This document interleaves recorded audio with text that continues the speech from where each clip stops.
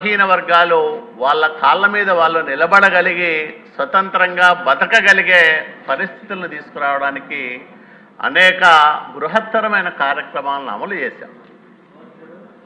కార్పొరేషన్లు, ఎస్సీ కార్పొరేషన్లు అయితే వ్యవసాయ కూలీలకు భూములు కొనిచ్చి కూలీలను రైతులను చేసిన చరిత్ర చంద్రబాబు నాయుడు గారు. అట్లాగే ఎస్సీ కార్పొరేషన్లో అనేక మందికి వాహనాలు కొనుగోలు చేసి వాళ్ళు స్వతంత్రంగా బతకడానికి వాళ్ళకు మార్గం చూపించింది అప్పటి ప్రభుత్వం. కానీ జగన్మోహన్ రెడ్డి అధికారంలోకి వచ్చిన తర్వాత ఈ 56 బీసీ కార్పొరేషన్లు నిర్వీర్యమైపోయినాయి. పదవులన్నీ అలంకారప్రాయంగా మారిపోయినాయి. కేవలం అమ్మబడో, విద్యాదీవనో ఇట్లాంటి కార్యక్రమాలకు వెచ్చించిన నిధులను లెక్కించుకొని ఇదే సంక్షేమం అని చెప్పుకునే దుస్థితి గత ప్రభుత్వం బలుగు బలహీన వర్గాలకు కల్పించింది అధ్యక్ష. ఇది చాలా దుర్మార్గం, బాధాకరం.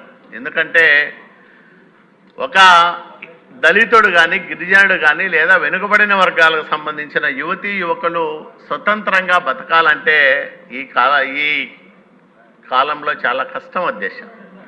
ఒకవైపు ప్రభుత్వ ఉద్యోగాలు లేవు, మరోవైపు ప్రైవేటు ఉద్యోగాలకు వీళ్ళు పోటీ పడలేక, స్వతంత్రంగా బతకలేక తీవ్రమైన నిరాశ నిస్పృహల మధ్య కొట్టుమిట్టాడుతూ ఉంటుంది బలహీన వర్గాల యువత. ఇలాంటి సందర్భంలో స్వయం ఉపాధి సౌకర్య పథకాలను రద్దు చేయడం, సబ్సిడీ రుణాలను తీసేయడం చాలా దుర్మార్గం. ఆ వర్గాల భవిష్యత్తుకు అది ఒక గొడ్డలి పెట్టుగా మారిందనే దాంట్లో ఎలాంటి సందేహము లేదు అధ్యక్ష. మరి అట్లాంటి ఒక దుష్ట పరిపాలన 5 సంవత్సరాలు మనము చవి చూసిన సందర్భంలో ఏమి జరిగింది, ఈ రాష్ట్రానికి ఎంత నష్టం జరిగిందంటే లెక్కలేనంత నష్టం. కోలుకోలేని విధంగా ఈ రాష్ట్రం దెబ్బతినింది. చంద్రబాబు నాయుడు గారు కష్టకాలంలో ముఖ్యమంత్రి అయి 5 లక్షల కోట్ల పెట్టుబడులు ఈ రాష్ట్రానికి తీసుకొచ్చి స్వయంగా ఇదే నిండు సభలో వైసీపీ అప్పటి పరిశ్రమల శాఖ మంత్రి గౌతమ్ రెడ్డి గారు ఒక మాట చెప్పారు. 2014-19 మధ్యకాలంలో 5,13,000 మంది ఉపాధి అవకాశాలు పొందారు ఆంధ్రప్రదేశ్ రాష్ట్రంలో అని వైసీపీ ప్రభుత్వం చెప్పిన మాట అధ్యక్ష. కష్టకాలంలో ఉపాధి అవకాశాలు కల్పించాం.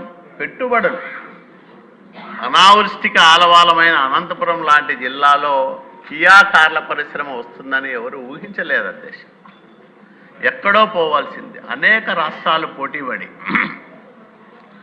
అనేక రాయితీలు వాళ్లకు కల్పిస్తామని హామీలు ఇచ్చిన చంద్రబాబు నాయుడు గారిని నమ్మి ఆయన రాష్ట్రంలో పెట్టుబడులు పెడితే మా పెట్టుబడులు సురక్షితంగా ఉండడంతో పాటు మా పరిశ్రమకు భవిష్యత్తు ఉంటుందని నమ్మి కియా లాంటి పరిశ్రమ అత్యంత వెనుకబడిన అనంతపురం జిల్లాకు తీసుకొచ్చిన ఘనత చంద్రబాబు నాయుడు గారికి దక్కుతుంది అధ్యక్ష. ఆ పరిశ్రమ వల్ల దాదాపు 15,000 మంది ఈరోజు ప్రత్యక్షంగా పరోక్షంగా ఉపాధి అవకాశాలు పొందుతూ ఉన్నారు. ఆ వాతావరణాన్నే ఆ పరిశ్రమ రావడం వల్ల మార్చేసింది అధ్యక్ష.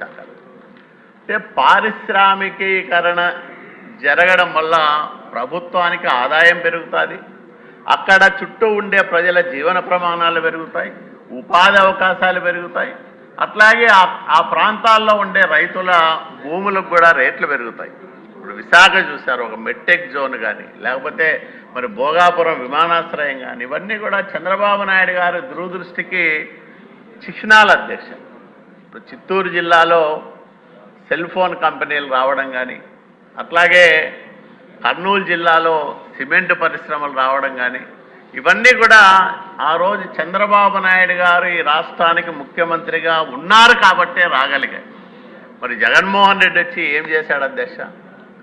పరిశ్రమలను పారదోలాడు, పెట్టుబడులు రాకుండా చేశాడు, బెదిరించాడు. జే ట్యాక్స్ కట్టలేక పారిశ్రామికవేత్తలు ఎవరు కూడా ఆంధ్రప్రదేశ్ వైపు కన్నెత్తి చూడడానికే భయపడే ఒక భయానకమైన పరిస్థితుల్ని ఆంధ్రప్రదేశ్ రాష్ట్రంలో తీసుకొచ్చాడు జగన్మోహన్ రెడ్డి. అంటే 5